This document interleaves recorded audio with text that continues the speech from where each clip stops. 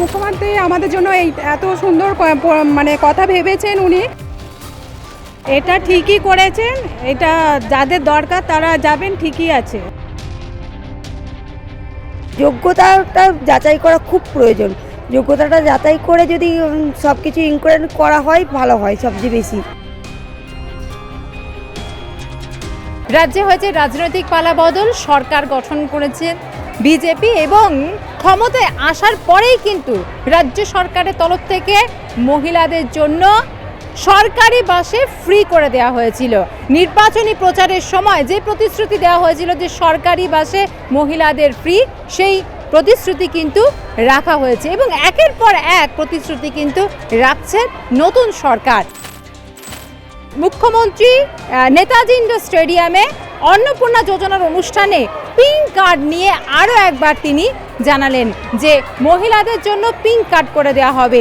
বর্তমানে রাজ্যের প্রত্যেকটি সরকারি বাসে, সেক্ষেত্রে রাজ্যের যে কোনো জায়গায় মহিলারা গেলে সরকারি বাসে ফ্রিতে তারা যাতায়াত করতে পারছেন। কিন্তু বহু মহিলা আছেন যারা সরকারি চাকরি করেন, যাদের সেই ফ্রিটা দরকার হয় না, তারা সরকারের কাছে অনেক সময় আবেদন করছেন যে তারা টাকা দিয়ে টিকিট কাটতে চান। তো সেই জন্যই পিঙ্ক কার্ড করা হবে, এমনটা কিন্তু আজকে মুখ্যমন্ত্রী জানিয়েছেন।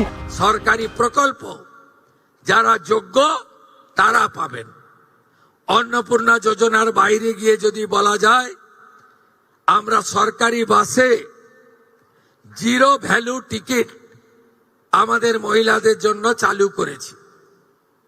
আমরা যেহেতু চালু করার সময় বেশি সময় পাইনি, আমরা এরপরে একটি পিঙ্ক কার্ড, গোলাপি কার্ড করে দেব, যাতে যারা প্রকৃতপক্ষে সরকারি বাসে ফ্রিতে চান মহিলারা, তারাই পাবেন। কারণ আমি দেখেছি বেশ কিছু সরকারি কর্মচারী মহিলা দিদিরা, বোনেরা, তারা বলেছেন কেন আমি টিকিট কাটতে চাই, আমি টাকা পাচ্ছি, সরকার আমাকে বেতন দিচ্ছে, আমি উপযুক্ত অর্থ পাচ্ছি, আমি ফ্রিতে অফিস যাত্রা করতে চাই না।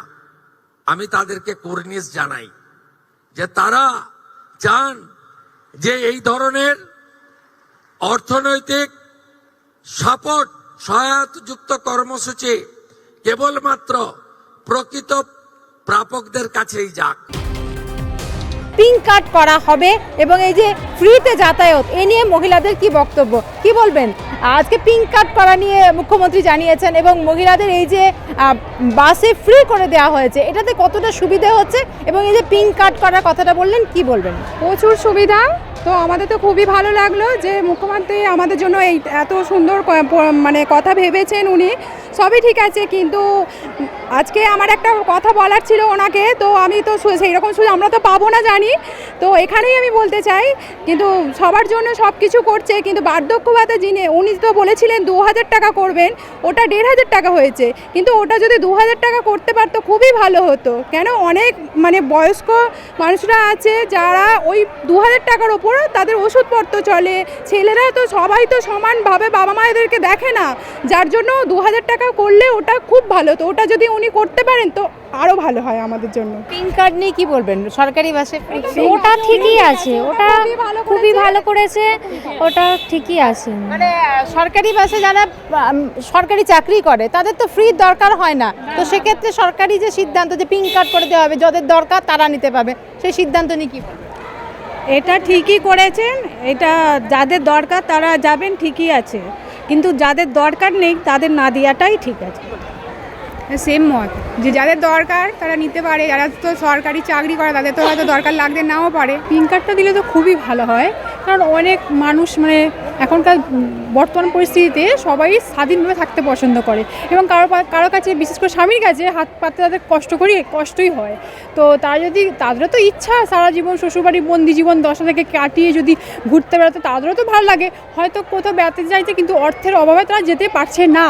সুতরাং তারা যদি ফ্রিতে যেতে পারে তাহলে তো তাদের খুবই একটা আনন্দের বিষয় তাদের কাছে। নারী সুরক্ষার উপরে বিশেষ জোর দেওয়া হয়েছে এবং চাকরির সুযোগ দেওয়া হবে পরের বাজেটে, এটা তিনি মুখ্যমন্ত্রী আজকে জানালেন এটা খুবই ভালো হয়, কারণ অনেক শিক্ষিত বেকার, আমি নিজেই শিক্ষিত, বাট আমি কোনো চাকরি পাইনি এখনো পর্যন্ত, মানে আমি যোগ্য হয়েও মানে পাইনি।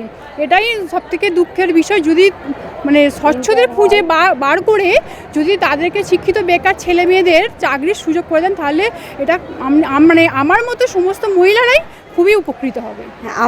আমাদের তো ধরুন টাকা বাড়িয়েছে এই যারা হচ্ছে অঙ্গনওয়াড়ি দিদিমণি বা আইসিডিএসের, তাদের টাকাটা না বাড়িয়ে আমার মনে হচ্ছে কিছু নিয়োগ করলে ভালো করতেন, কারণ অনেক বেকার মহিলারা বসে আছেন, তারা চাকরির জন্য খুব দৌড়াদৌড়ি করে, তাদের অবস্থাও খুব খারাপ। তো যোগ্যতাটা যাচাই করা খুব প্রয়োজন। যোগ্যতাটা যাচাই করে যদি সব কিছু ইনকোয়ারি করা হয় ভালো হয় সবচেয়ে বেশি। আর বাকি তো সবই ঠিক আছে, সব ইনকোয়ারি তো ভালোই আছে, খুবই ভালো সব কিছু। পিঙ্ক কার্ডটা হলেই মনে হয় সুবিধাটা বেশি পাবো, না হলে পাওয়া যাবে না। আর একটা কথা শুভেন্দু অধিকারী ভালো বলেছে যে ওই 3000 টাকাটা যে মহিলাদের জন্য দিচ্ছে, ওইটা দিয়ে যে ছোট ছোট ব্যবসা করে আরও মানে 5 জন মানুষ যাতে ওই থেকে উপকৃত হয়, সেটা করলে মনে হয় আমারও আরও একটু ভালো হয়।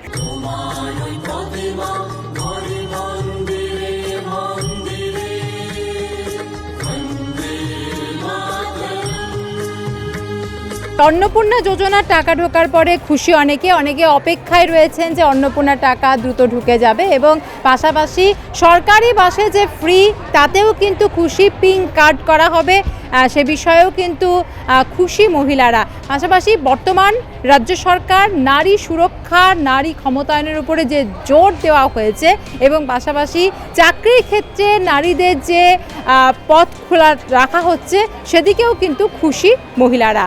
ক্যামেরায় জয়ন্ত চক্রবর্তীর সঙ্গে নাজের রহমানের রিপোর্ট, আর+ নিউজ, কলকাতা। কি রে, তোর বেশ র্যাশ হয়েছে দেখছি।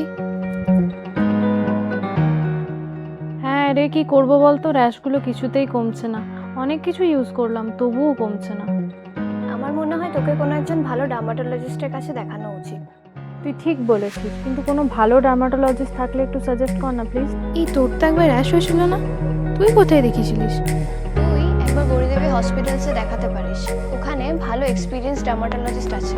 আমারও সেম প্রবলেম হয়েছিল, এখন ওখানে ট্রিটমেন্ট নিয়ে আমি এখন ঠিক আছি।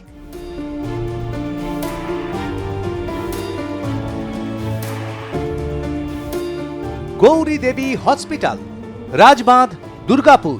যোগাযোগ 8001003333, 8001113333।